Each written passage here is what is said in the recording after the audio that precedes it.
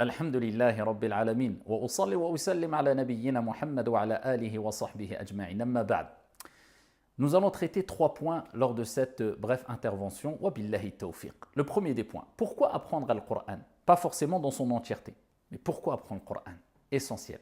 Deuxième des points, nous allons voir comment apprendre le Coran par cœur. Encore une fois, pas forcément l'entièreté du Coran, mais du moins apprendre ce qu'on peut du Coran et pourquoi pas le Coran par cœur tout entier. Et enfin, le dernier, le troisième des points, ce qui nous importe beaucoup aussi, comment réviser ce que nous avons déjà appris afin de ne pas oublier totalement ce que nous avons appris. Premier des points, pourquoi apprendre le Coran? Alors je ne vais pas citer tous les hadiths et tous les versets qui parlent des mérites de la lecture, mais aussi, donc a fortiori, de l'apprentissage par cœur du Coran, mais permettez-moi de vous rappeler quelques points qui vont vous motiver, incha'Allah tabaraka wa ta'ala. Pourquoi apprendre le Coran? Tout simplement parce que le Coran est une guérison pour les cœurs, les poitrines, les esprits et les corps. Comment se priver de ce bienfait, de cette afia, de ce salut, de cette préservation, de ce remède, alors qu'il est à portée de main. Allah Jalla wa Ala nous dit dans le Coran وَنُنَزِّلُ مِنَ الْقُرْآنِ مَا هُوَ شِفَاءٌ وَرَحْمَةٌ لِلْمُؤْمِنِينَ. Allah. Et nous avons descendu, révélé dans le Coran ce qu'il y a comme guérison pour les croyants. Et nous sommes tous quelque part un peu malades, malades du cœur, malades psychologiquement quelquefois, malades physiquement. Eh bien, le Coran est une guérison. Pourquoi se priver de cette guérison? La deuxième des choses, eh bien, sache que le Coran est le meilleur des dhikrs, tout en sachant qu'Allah Azza wa Jalla a fait maintes fois l'éloge du dhikr dans le Coran. Le dhikr, l'évocation, le rappel, tout ce qui te rappelle et rapproche d'Allah subhanahu wa ta'ala quelque part.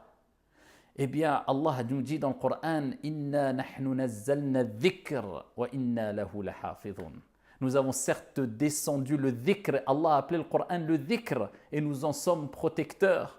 Et hani Allah, félicitations à toi si tu fais partie de celles et ceux qui évoquent beaucoup Allah Azza wa Jal, qui font beaucoup de dhikr, car Allah Azza wa Jal a dit dans le Coran وَالذَّاكِرِينَ اللَّهَ كَثِيرًا وَالذَّاكِرَاتِ أَعَدَّ اللَّهُ لَهُمْ مَغْفِرَةً وَأَجْرًا عَظِيمًا. Celles et ceux qui évoquent fréquemment beaucoup Allah, eh bien, auront un grand pardon.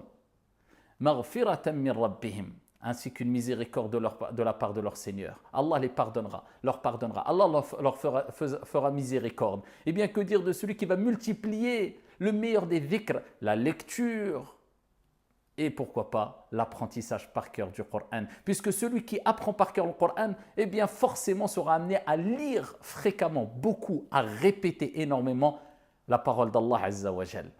Le Coran, comme on dit plus d'un sage, c'est comme un ami intime. Plus tu le fréquentes, plus il te dévoile ses secrets. Eh bien, que dire de celui qui apprend le Coran par cœur? Eh bien, forcément, il est amené à fréquenter tous les jours, de jour comme de nuit, le Coran, parce que le Coran, quand on l'apprend par cœur, eh bien, on doit avoir une relation très intime, très proche avec lui, de jour comme de nuit. On le fréquente énormément. C'est une fréquentation. Et quelle belle fréquentation! Le Coran,